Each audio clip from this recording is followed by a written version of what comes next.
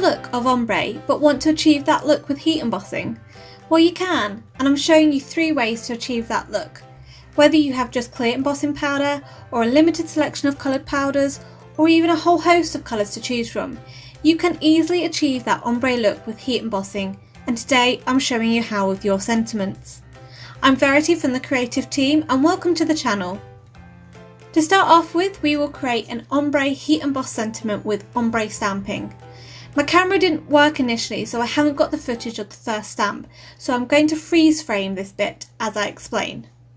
Using a hello stamp from Honeybee Stamps, I inked up the top half of the stamp in Mint to Be by Catherine Pooler, stamping this onto white cardstock using my Misty.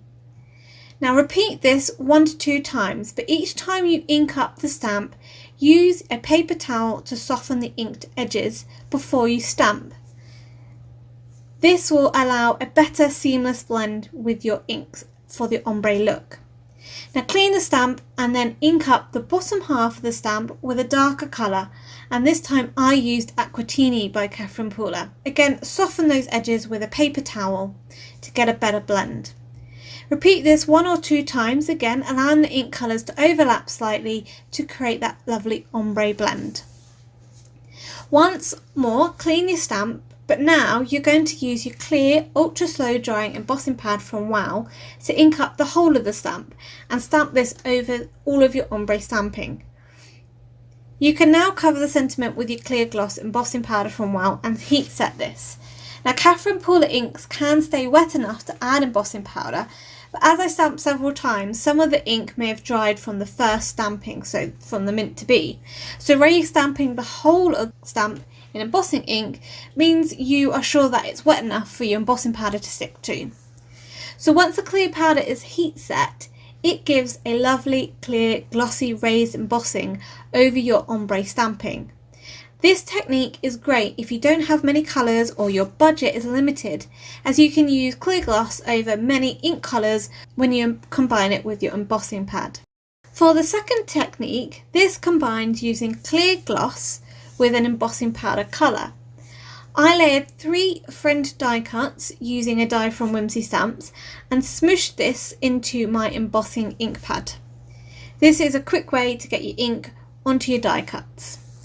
Next, half cover the die cut with Oceanic embossing powder from Wow. This is a gorgeous dark teal aqua colour powder. So you can easily limit where the embossing powder goes, and only covering half the die cut will allow you to get an ombre look. In addition, you can sprinkle some powder over the other areas with your fingers, and then make sure you heat set your powder. To make the top half of the sentiment embossed, you want to smoosh your die cut back into your pad once more and cover all of it with clear gloss powder. So as you heat set this, it's then going to start melting and blending with that darker heat embossed colour as it's warming up. Now you can keep repeating these steps until you're happy with the blend and the strength of the colours of your heat embossing. So this technique is great if you have a limited amount of embossing powder colours which aren't necessarily close to each other within the colour wheel.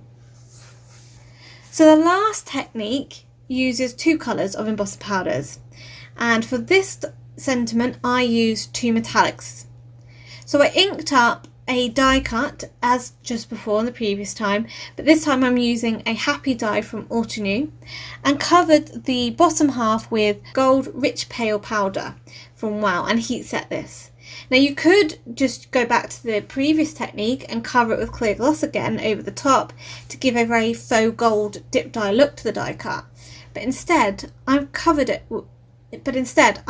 the top with metallic platinum powder.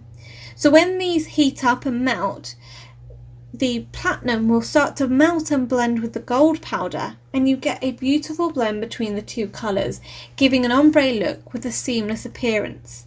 So the more layers you start to add, the thicker the embossed die cut will become, and the more of a seamless blend you'll get. To finish these cards off, I carried on the ombre theme into the backgrounds. So for the friend card, I used Daydream ink by Catherine Pooler, blending this over an Altenew grid stencil, fading the ink out towards the bottom.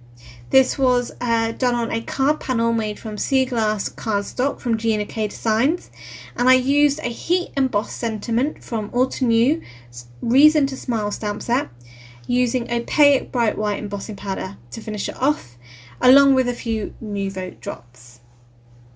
For the happy sentiment, I added this to a soft stone card panel from G&K Designs, for which I had used Twilight and Black Jack Catherine Puller inks to blend through the Spring Garden stencil from Altenew, again fading that ink out. Again, I used opaque bright white to add a birthday sentiment from Altenew Birthday Builder stamp set, and finished the card off with some Nouveau drops. For the last card, I fussy cut the sentiment out to add to a Tranquil Teal card panel from G&K Designs. And again, I created a background using the Tiny Bubble stencil from Altenew. First of all, I added white pigment ink through the stencil and used the direct paper method.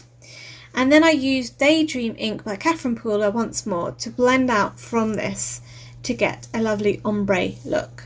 Again, I used another heat embossed sentiment from the Reason to Smile stamp set and finished the card off with some Nouveau drops.